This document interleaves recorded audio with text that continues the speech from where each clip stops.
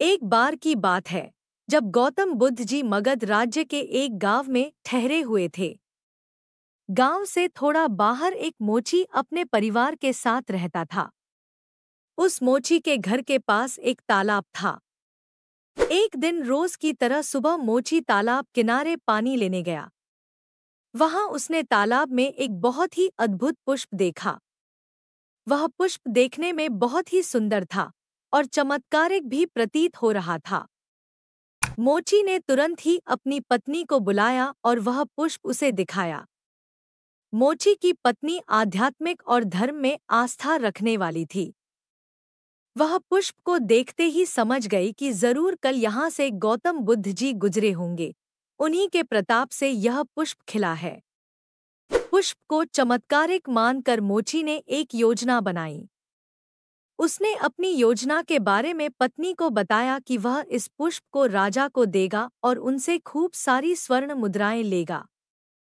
उसकी पत्नी ने भी सोचा कि यह पुष्प उनके किसी काम का नहीं है, इसे राजा को ही दे दो, कम से कम कुछ कमाई तो होगी।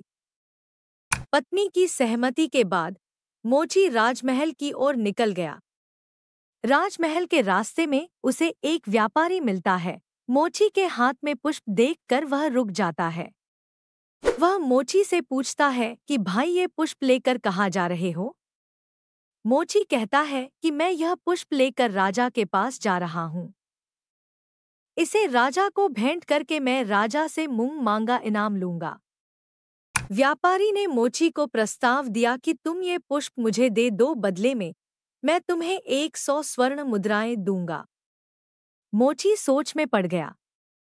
उसने सोचा कि जब व्यापारी इस पुष्प के लिए 100 स्वर्ण मुद्राएं दे रहा है, तो राजा तो और ज्यादा देगा। यही सोचते हुए उसने व्यापारी को पुष्प देने से मना कर दिया। थोड़ा आगे चला ही था कि उसे रास्ते में राजा आते हुए नजर आए, जो गौतम बुद्ध के दर्शन के लिए जा रहे थे।